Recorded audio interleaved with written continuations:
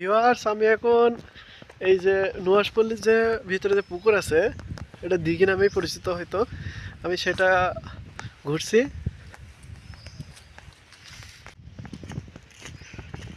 এই দেখিনি এই পাশে সব মাঠ। তো এখানে কিছু গাছ, ইউনিক গাছ আছে। এই গাছটা দেখেন ফলটা কেমন। এটা কি ফল হতে পারে আমি জানি না। এটা সবেদা গাছ না।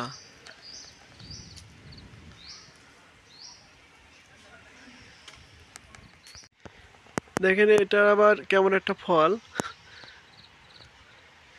এর পাতাগুলো এই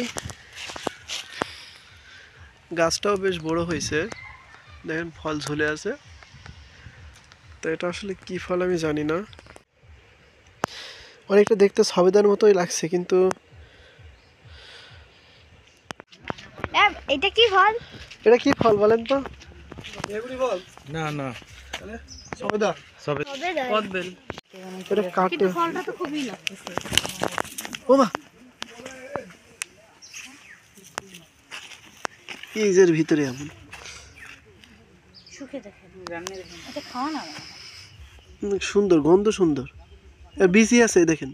ভিউয়ার্স, কয়েকজনকে যাচাই করেই কদবেল কি সবেদা বলা এই ফলটির আসল পরিচয় আজকে তাহলে আপনাদের সাথে শেয়ার করি। তো বন্ধুরা, ভিডিওটি দেখতে থাকুন।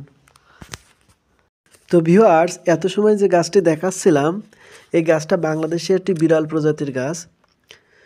এটা হচ্ছে নাগলিঙ্গম গাছ বলা হয়। এই গাছের ফুল খুবই সুগন্ধযুক্ত। তো বন্ধুরা, এর আদি নিবাস মধ্য ও দক্ষিণ আমেরিকা। এর উৎপত্তিস্থল কখনো কখনো ভারতকেও বিবেচনা করা হয়। এই ফল হাতির খুব প্রিয় খাবার, এবং এর ফুলটা কিন্তু সাপের যে ফনা, সেই ফনার মতোই বাঁকানো। সারা বাংলাদেশে মাত্র 100টি মতো গাছ আছে। তো এটার যে এটার অনেক ঔষধি গুণাগুণ আছে। তো সেটা যদি বলি, যেমন আপনার এর বাকল, তারপরে আপনার এর ফুল এবং হচ্ছে এর পাতা, সব কিছুই হচ্ছে ঔষধি গুণ সম্পন্ন।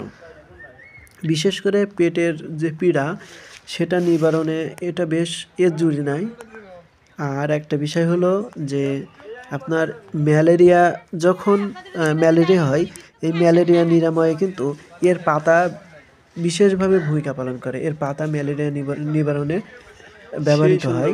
বিশেষ করে আপনার আমেরিকার দিকে এই প্রথাটা চালু আছে ম্যালেরিয়া নিবারণে। এই যে নাগলিঙ্গম গাছের পাতা ব্যবহৃত হয়। এর ফল সাইজে কিন্তু বেশ বড় হয়, আর একটি পরিপূর্ণ ফল তৈরি হতে প্রায় 18 মাস সময় লেগে যায়।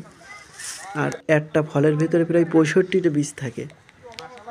তো বন্ধুরা, আসলে আপনারা যদি কখনো এই গাছ দেখেন, তো আমাকে কমেন্টের মাধ্যমে জানাবেন। আমার অবশ্য ভালো লাগছে এমন সুন্দর একটা গাছ দেখতে পেয়ে। এর ফুলটা দেখতে পেলে আরও খুশি হতাম।